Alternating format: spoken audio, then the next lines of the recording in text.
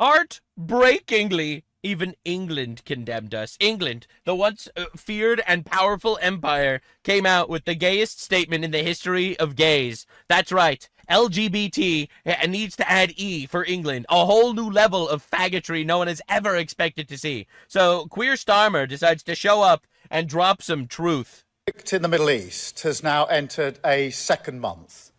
And while we're working at pace for de-escalation and peace, In other words, they're doing absolutely nothing. I'll help translate. I speak fluent retard.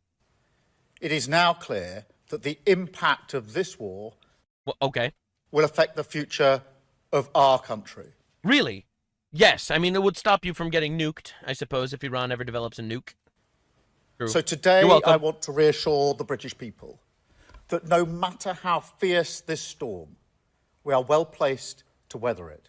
Oh, really? And that we have a long-term... What are you going to do? They're going to weather the storm.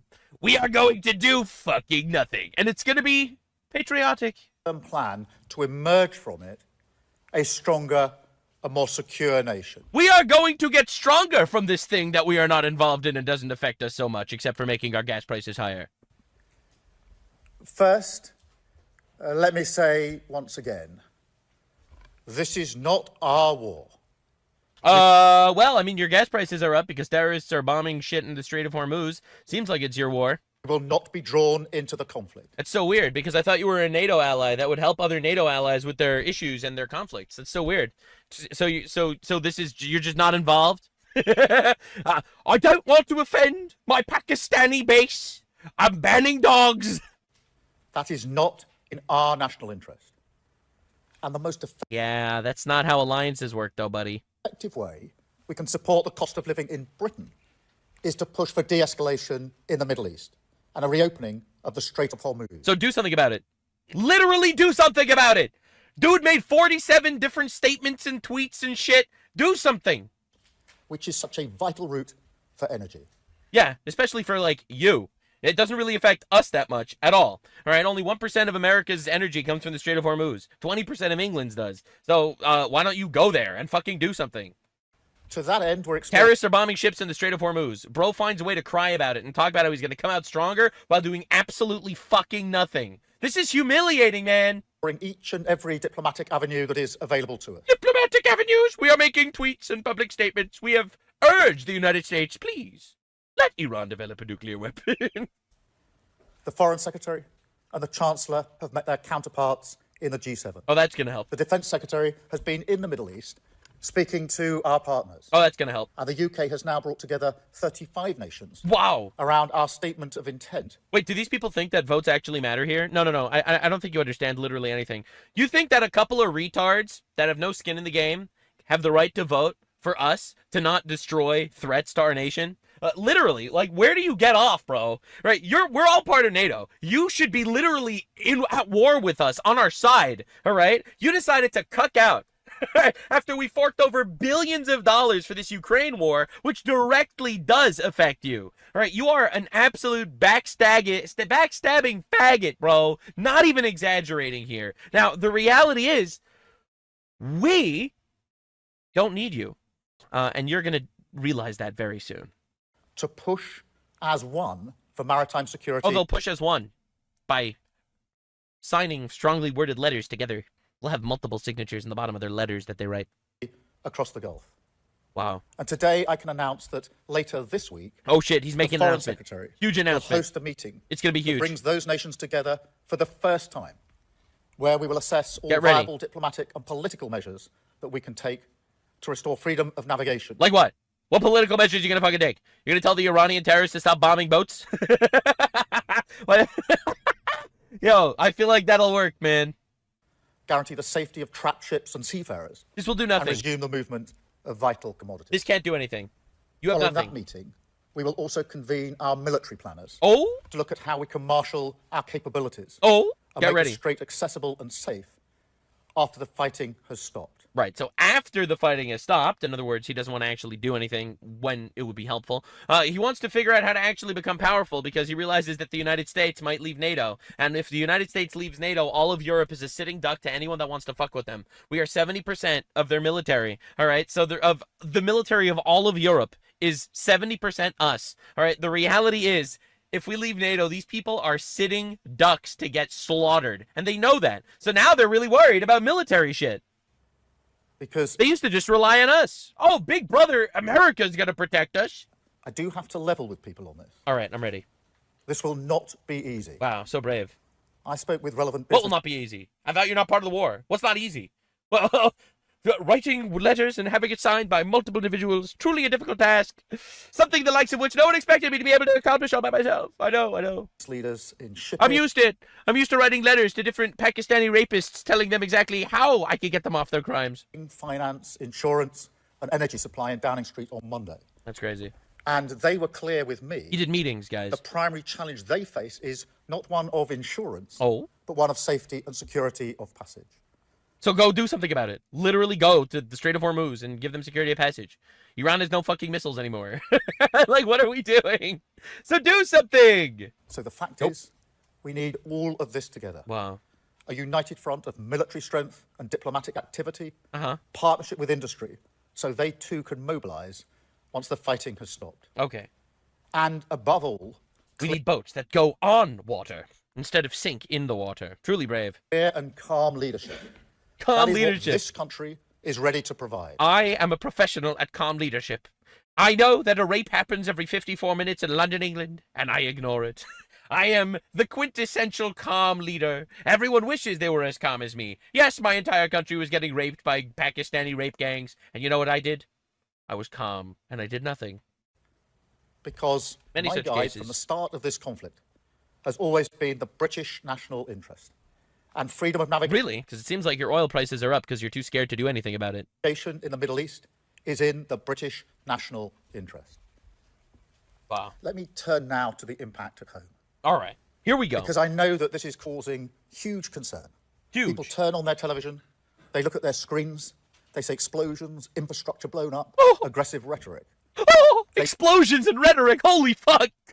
Call the Facebook police. Explosions and rhetoric on the telly? Oh my god, horrifying. I worry that this guy is so pathetic, it's unbelievable. This is the worst statement ever. UK will be dragged into this. We won't.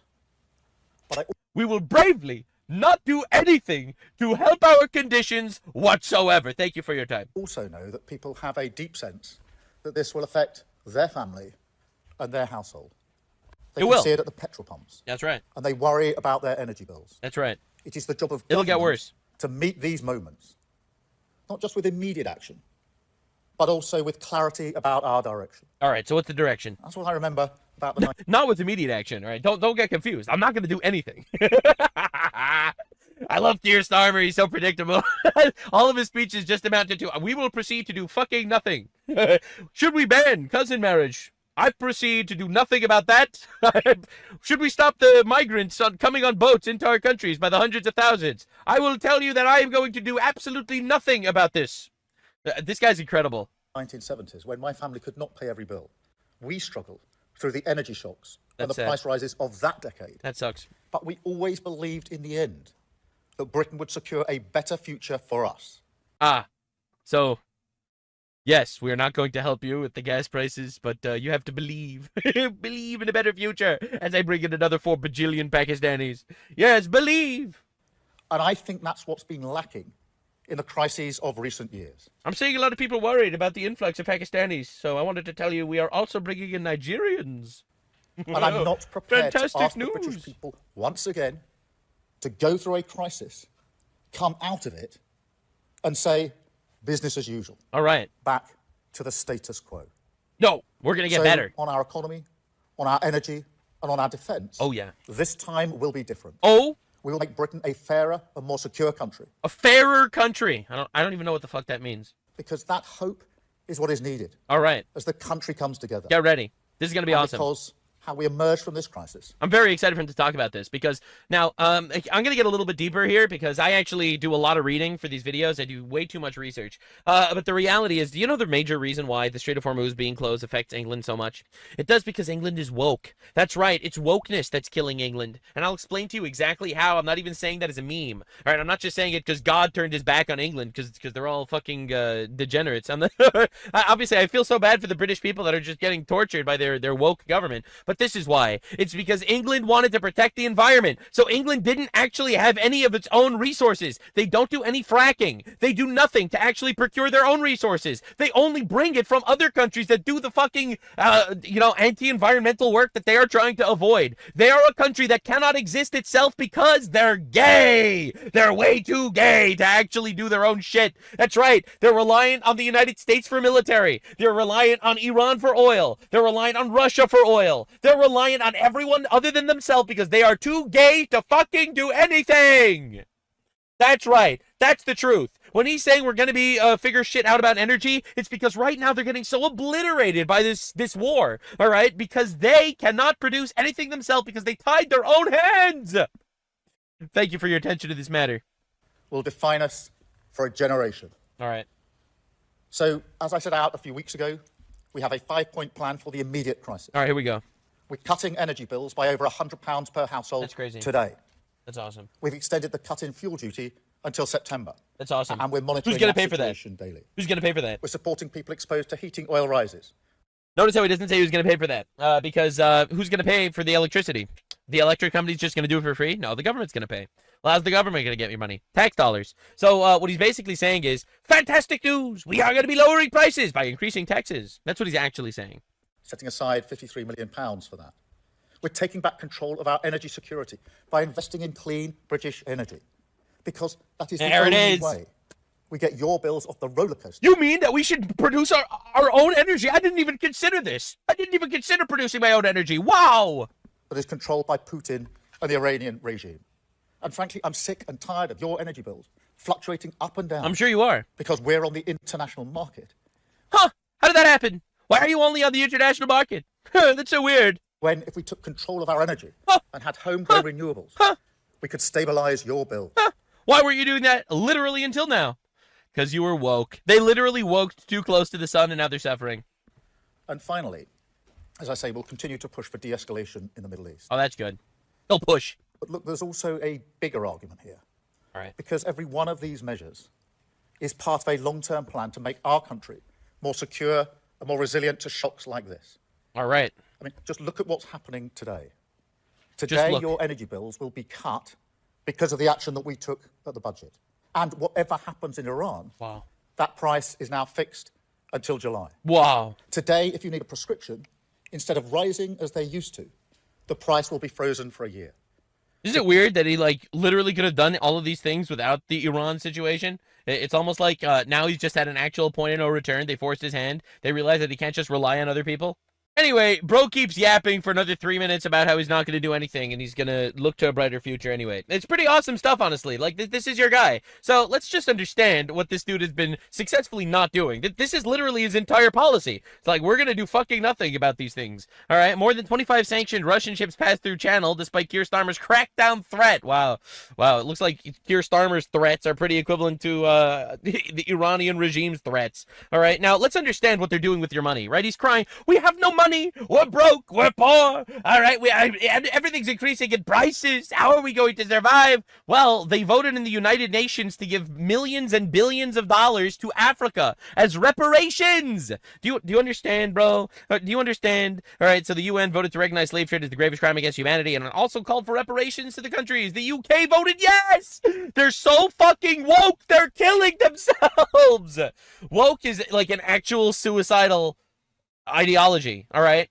Being woke, that shit's deadly, all right? Being woke means we abort our babies. Being woke means we castrate children. Being woke means we don't actually teach women to get married and have husbands and raise kids, but instead they have to be girl bosses. Being woke is literally suicide. Being woke is importing infinite immigrants into your country, right? Wokeness fucking kills. And here's another one. We are so woke, we have no energy and we're going broke, we're out of money. We're only going to be writing an $150 billion check to Africa, all right? This is literally every time, right? So breaking news. news, the Met Police arrested 2 more British nationals.